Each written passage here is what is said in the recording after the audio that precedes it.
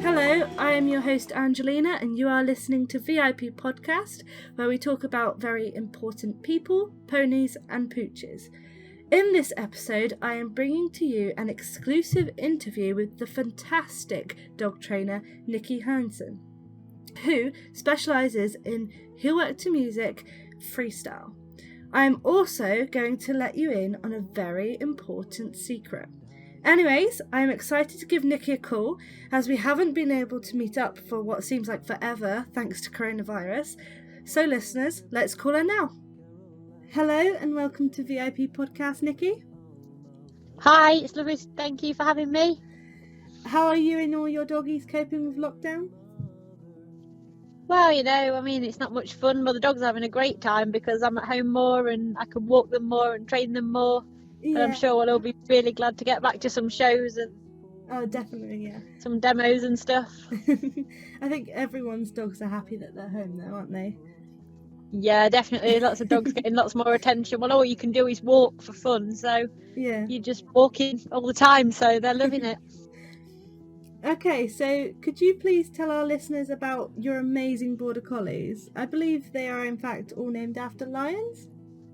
They are, yes. I got Leo 14 and a half years ago, which seems crazy. And I wanted his name to be something that reflected me, and my star sign's Leo, so I thought, I'll call him Leo. And then when I got Nala, I was like, lion names, Nala, that's really cool. And then I got Elsa, and everyone was like, what lion name are you calling this? I was like, okay. So I started going through lion names. And then I've got Rory, which, it kind of links in. There is actually Tesco do a birthday cake called the Rory the Lion birthday cake, so he officially is a lion. You liked, what was it, Colin, the caterpillar cake? Yeah, oh god, yeah. Well, it was the mini Colin caterpillars that got me a little bit crazy. And they do a girl version now as well. They do like Colleen or Catherine or whatever she's called, the caterpillar that's white chocolate with like eyelashes and everything. Oh, they brought out the heads actually, haven't they? Like you could buy a packet of heads. Have they? Yeah. Really... How do I not know this? Yeah, it's just recently come out. Right, guess who's going to wear this? Marks and Spencer's, isn't it? Right, guess who's going on Marks and Spencer's online? I'm so easily amused. So, what made you fall in love with dogs originally? I think I've always been in love with dogs. Even before I had my own dog, I was always that kid that was late for school because I saw a cute dog and had to stop and say hello, or I found a cute dog and I had to go and take it home. And then I used to borrow other people's dogs in the street and offer to walk them and stuff. So yeah, I think I've just liked dogs all the time. But then when I learned more about training, when I started going to training classes, I just found that actually not only did I love dogs, I actually loved training them and teaching them things and learning how their brains worked and forming that really strong relationship with them. And I found that I was quite good at it, so it just got more and more of a passion from there, really. Oh yeah, it's just, I love dogs anyway. They're just so cute and adorable, aren't they? They are. I can't imagine how anyone would ever be without a dog. I just can't imagine life without at least a few. At least one dog. I just don't know how. It's just not home without a dog. So what actually made you go crazy for the border collie breed? I don't blame you because they are amazing and I love them. Well, I started going to different training classes where they were doing agility and fly ball and different tricks and things. And the dogs that I was really, really drawn to were the border collies because they just seemed to absolutely love everything that they did. I was kind of a bit addicted to their energy. They're just so intense and a little bit crazy. But whatever the owners wanted to do, they were like, oh my God, yes, I love it. And was like giving it everything and like swinging around on tuggies and like pulling out of the car and racing over to the training arena and like jumping up and down with excitement to go and train. And I was just a little addicted to that kind of energy. I thought if I want to do these dog sports, it'd be really cool to have a partner that loves it as much as I do.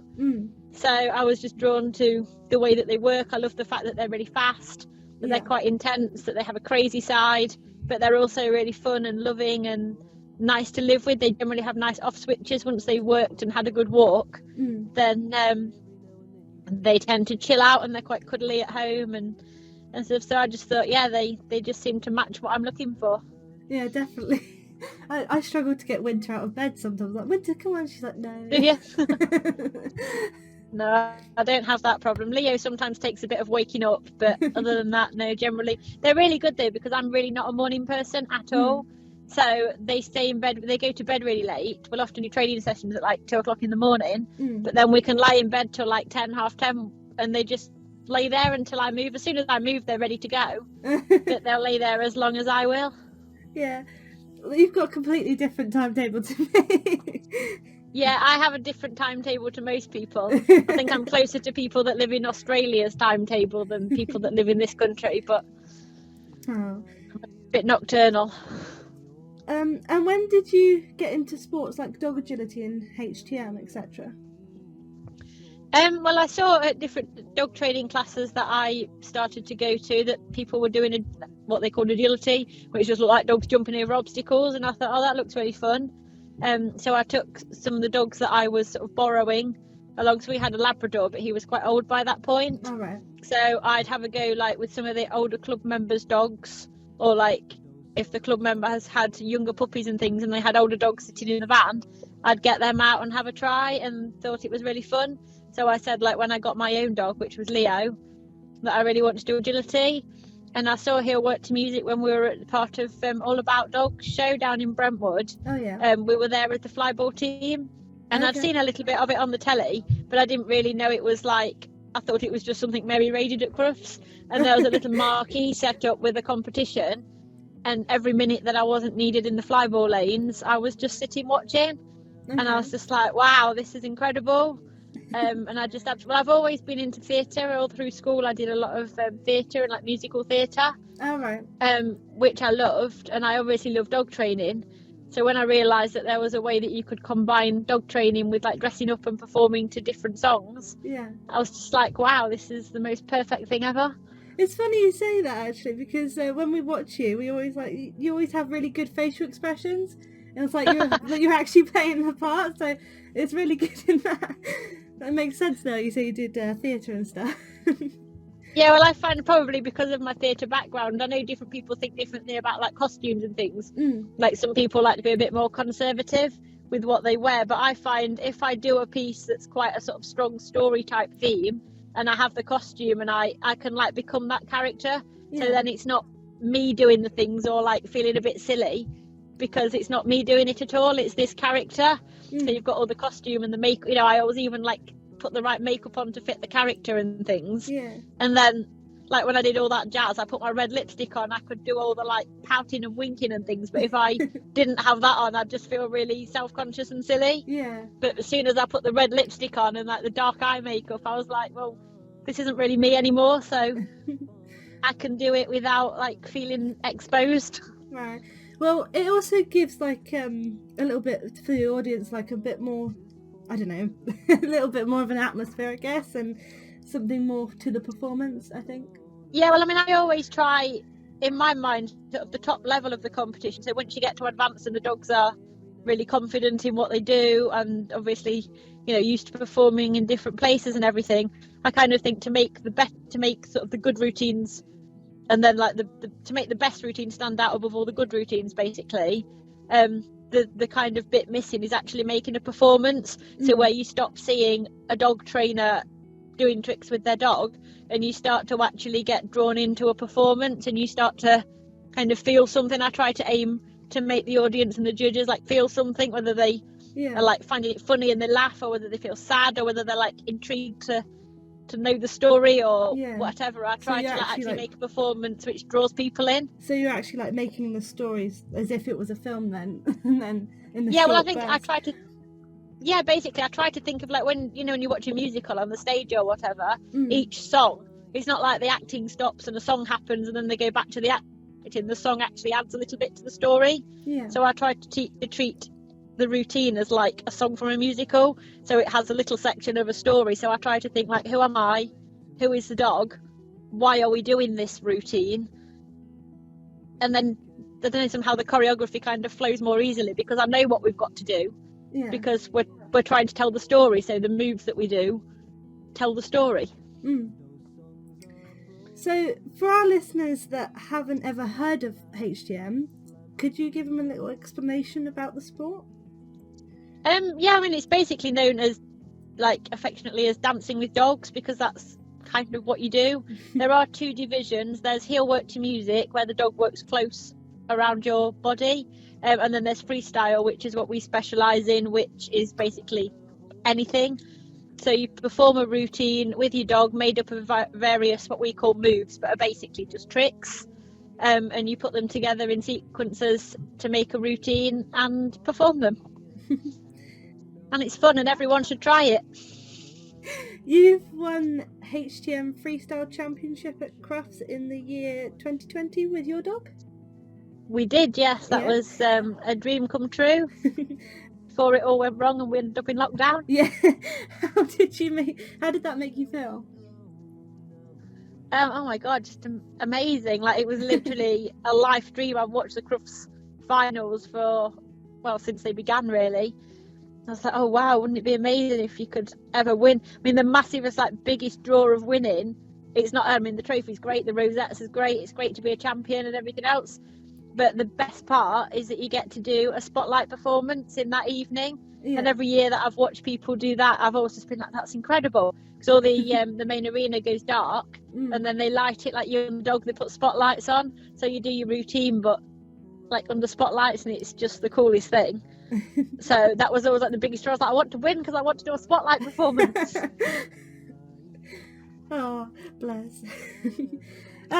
You've also... tell you, I'm easily amused. You've also... you're also a GB Freestyle team member? We are, yes. We competed at the World Championships in 2019, and the team actually came second overall. So we were reserve world champions in the freestyle section, and we had actually made the team for both the Worlds and the Europeans in 2020. Obviously didn't happen, but we did make the team, so officially we're still team members. What is it like to be on the team? Oh, it's the best experience, honestly, just like the whole build up, because the whole event is self-funded. I mean, the Kennel Club sponsor various aspects, but you have to, generally as a team, you have to work together to get sponsorship from different companies. We do a few different things to try to raise money. So we do like an online auction where we get companies to donate things. We actually put on a show at our local theatre in 2019. We put on a whole musical starring dogs to raise money. We do raffles and tombolas at different shows. We sell dog treats. You know, we write to different companies for sponsorship. So actually, even before you even go abroad, you've worked so hard to make it happen that it just makes it so much more special. Yeah. And then, like, you get your uniform, so you get proper, like, red, white and blue, like, literally GB uniform with Team GB written across the back and your name on it. So already, again, that's just incredibly special. And then the whole trip away is just, it generally passes in a blur of emotion, but it is just the most incredible thing to be, you know, have the GB area with all the flags in and all the different people from around the world with their flags, and the opening ceremony and just the whole thing. I mean, aside from from your performance, which is obviously like just an insane feeling to walk out there with the whole of the country behind you, just the whole thing, it's just the best thing ever. I feel so lucky that I've been twice now, and hopefully can go again in the future. When you're watching it, you don't actually realise how much work you've had to put into it, other than outside of the training sort of stuff, like you say, all the raffle stuff and everything. You don't realise. So it is. Yeah, it is. It's all self-funded so much, but that makes it all the more special. Yeah. Because if it was just handed to you, then yeah, great. But the fact that you've earned it and you've worked for it, and then you get to go out there, it's just makes it even more special. And it bonds you as a team as well, because you have to sort of work together and plan things. And yeah. But does it add any pressure being part of a team? I mean, yeah, it does. Because you're basically, you've been selected to represent heel work to music in Great Britain. Well, we invented heel work to music, basically, so you've got a legacy on you of like, right, we've got to go out there and, you know, for all the people that we see week in, week out, going to shows around the country, organising shows, doing all the training and everything, you're representing all of them. So you kind of think, yeah, you know, I really want to do these people proud, and all the people that have bought raffle tickets and come to our shows and, you know, bidded on the online auction, all the people that have supported us, you really want to do them proud as well. So yeah, there's a pressure, but there's always going to be, I think, at an event like that, and it's kind of a good pressure. It makes it matter, which it should do. Yeah, I don't know if I'd be able to do it. I'd be too stressed. Yeah, you kind of would. Once you get to that point, you kind of, I don't know. Well, I did some work with a sports psychologist before I went with Nala, and I've carried a few things over. So you do kind of, at those kind of competitions, I go into a kind of different mindset. Right. You know, I have like a set warm-up routine with set like songs that I listen to on like in headphones, that I know what I'm doing for each song, what kind of state that I need to be in and what I need to be doing, and I just go into that kind of focused state of like, right, we're here to do a job. Yeah, I need to do the best that I can. I can't actually control every single aspect. You know, she's not a robot, I'm not a robot, but as much as I can control, you know, I know that I've done the work. I know that I've been selected because we're capable. So you kind of have to just go into that mindset of, it's time now and let's do it. Yeah, I think the general public sometimes don't understand that they're not machines, and things do sometimes go wrong there. Oh yeah, they're certainly they're no machine, but yeah, you just have to roll with it and smile and jazz hands and keep going. Bless them. You have actually come down to Devon to train with us here at Devon Animal Training Academy, and everyone loved the sessions. We are really looking forward to having you down again in the future.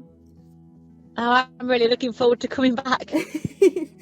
But you have been doing online classroom sessions that people can join, haven't you? I have, yes, to try and keep people entertained during the lockdown. I've been running them through Camden K9. I probably said that wrong, it's Welsh. But it sort of reads like Camden K9, through their online classroom. I've done a tricks one, a heel work starting out in heel work to music one, and a sort of developing moves for heel work to music one. Yeah. So if our listeners would like to get involved with that, how would they do that? The courses, I've just finished running the tricks one on Camden K9, and I do run them kind of sporadically, well, you know, when we've got enough interest. So if they want to message me on through my Facebook page, strictly K9 HTM, I can let them know when there's one running, and obviously if I've started to get a lot of interest in one of the courses in particular, then I can run that through Camden K9. Okay. So not only do your dogs compete in sports like agility and HTM, but your dogs are in fact used in advertisements too? They are, yeah. What is it like behind the scenes when filming? Oh, it's really cool. I love it. I find it really addictive. Again, I kind of thrive off a little bit of good pressure. It's crazy. Once you've been behind the scenes of something like that, you never watch TV the same way again. All right. Like, as I've handled other animals as well as my own in different things, and like we've handled sheep, and they say action and you lie down in the grass, they film the scene, then you pop back up, and when they say cut, and put your sheep back in position, and then you watch that scene and you're like, I was lying in the grass waiting to move the sheep.